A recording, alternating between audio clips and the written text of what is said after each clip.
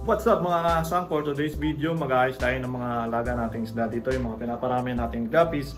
Dahil ayun nga, medyo magulo dito at unti-unti na silang dumadami, kaya dapat iayos na natin sila bago pa sila dumami ng dumami.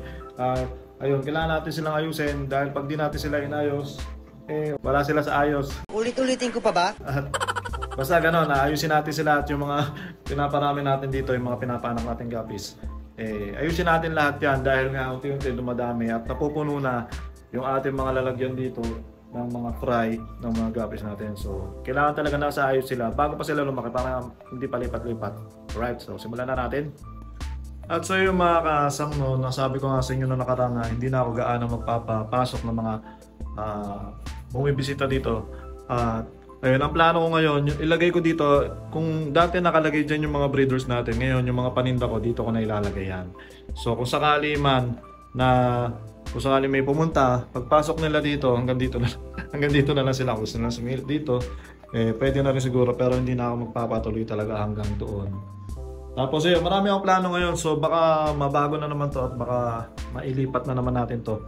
So, yun, uy, nagala ko dyan. Sit. Tama. Nakalang. So yun, nililipat nga natin yung mga pabenta natin dito para mas madali makita ng mga magbibisita sa atin. At yung mga breeders ko dyan, doon ko na ilalagay doon sa bandang likod. So ayun, tapos plano ko rin na na magawa ng mga breeding cage dahil nakita ko yung yung net ko. Matagal na dapat na ginawa ko yun, pero ngayon gagawin na natin dahil ngayon may oras ako. Alright. So yung mga kasama, ililipat ko na yung mga breeder natin. Ito yung breeder natin na HB Blue. Yung mga fry na nga yan. Tapos yung AFR natin, ayan. Isa lang naman na female dyan. Yung mga Blue Panda. Ito, may kukuha na nito, mga Tuxedo Koi. Yan kasi yung mga nakalagay dito yung ating ABT. Medyo lumalaki na naman yung tiyan niya. At may Blue Panda pa tayo dito ulit. Tapos yung green cobalt natin nabenta na dito. Itong dalawang to hindi ko muna lilipat, no. Ito pwede pala. Itong ating tuxedo albino koi guppy. May isang pares ako dyan. Ililipat ko muna yan. Tsaka ito mga fry. Dito muna. Ito muna yung mga fry. So yung kailangan din natin mag water change pala ng konti. Baka bukas na yung water change. Unahin ko muna yung lipat. So yun guys, itong ibabaw na to, hindi nyo lang masyadong halata, pero puno yan. Dahil meron akong pinapanak dito na isang Blue Panda na malaki. Hinihintay ko lang mag-drop yan. At malaki na talaga yan. Parang puffer fish na yung itsura niya.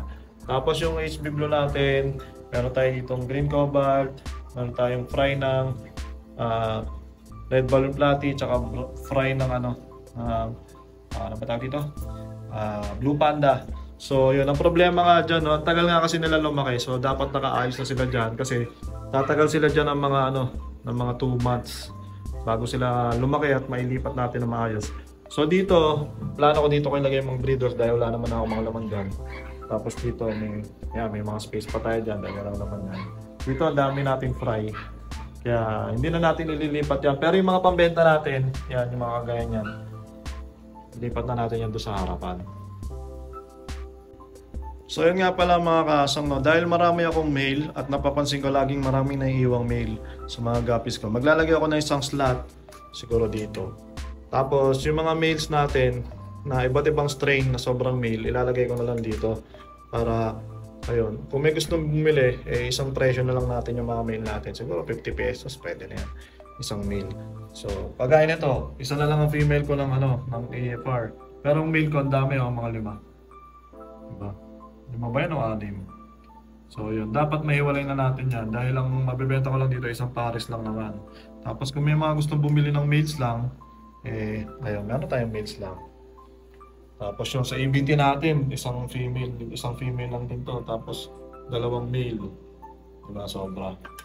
So pwede natin ibenta yung iba dyan. At pagsamasamahin ko sila dito.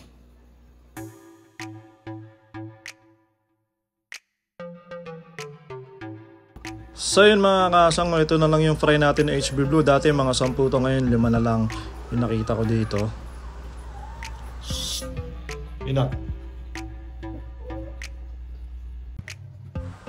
Ngayon isasama ko na dito sa ating tab dahil 5 piraso lang naman yan. So HB Blue din naman yung laman yan, para sabay-sabay na silang lumaki dyan. Tapos baka i-collect ko yung mga ano dyan malalaki.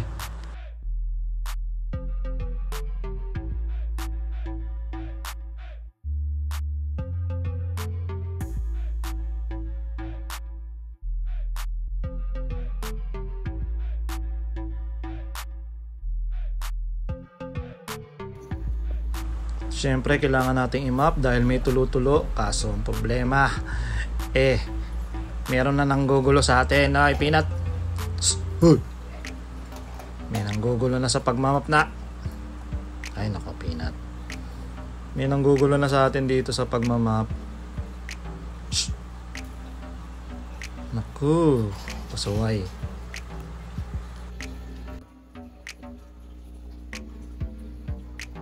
So yun mga kasang, no, dahil nilagay ko nga dito yung mga breeders ko, naisipan kong gumawa ng mga breeding cage dahil nga nakita ko kanina na meron pa ako mga sobrang fish net. So gagawin natin mga breeding cage yun. Tatayo na nga, no. Ito lang naman kailangan natin sa paggawa ng fish ng breeding cage. Yung ating net, meron akong cable tie, meron akong gunting, at syempre meron akong metro panukat, pwede ring ruler, bahala na kayo. So yun, gagawa lang ako ng cube, no, mga 6x6 inches ang gagawin natin. So iniisip ko na medyo okay na rin siguro yung 6x6 inches para sa ating mga guppy, kung isa o dalawa lang naman ang ilalagay mo doon para i-breed at para mapaanak. Kasi pag masyadong maliit, kawawa din naman yung ating mga guppies. So yung mga kasang, naayos ko na siya. Gumamit lang ako ng cable tie para i-secure yung mga kailangan natin i-secure dyan para hindi makalusot yung ating guppies. At yun, ganyan kasimple lang. At teka lang, may sumobra pang isa. So yan, ang size nito 6x6x6 inches. So yung mga kasang, nakagawa tayo ng 3 cube na breeding cage at may sumobra pang konti. Baka pantakip natin to dun sa mga butas na pwedeng pasukan ng daga. So yung mga kasang, no, kaya gumawa ako nito kasi ang problema ko, kagaya niyan, ang litong space niya.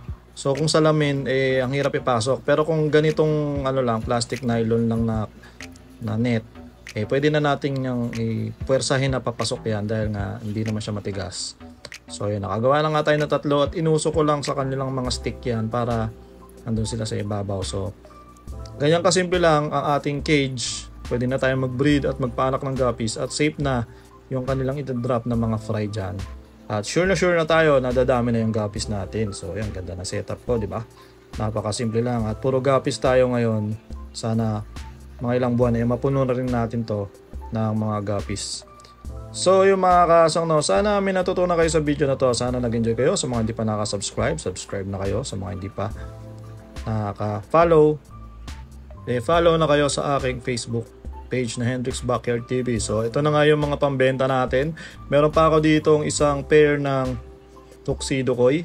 Binibenta ko yan ng 150 ang pair. Ganong kambungra lang. Grabe na ito, sobrang mura. Meron din tayong dalawang trio na HB Blue. Binibenta ko ng 200 per trio. Meron tayo isang pares ng albino full red na binibenta ko ng 150 per pair.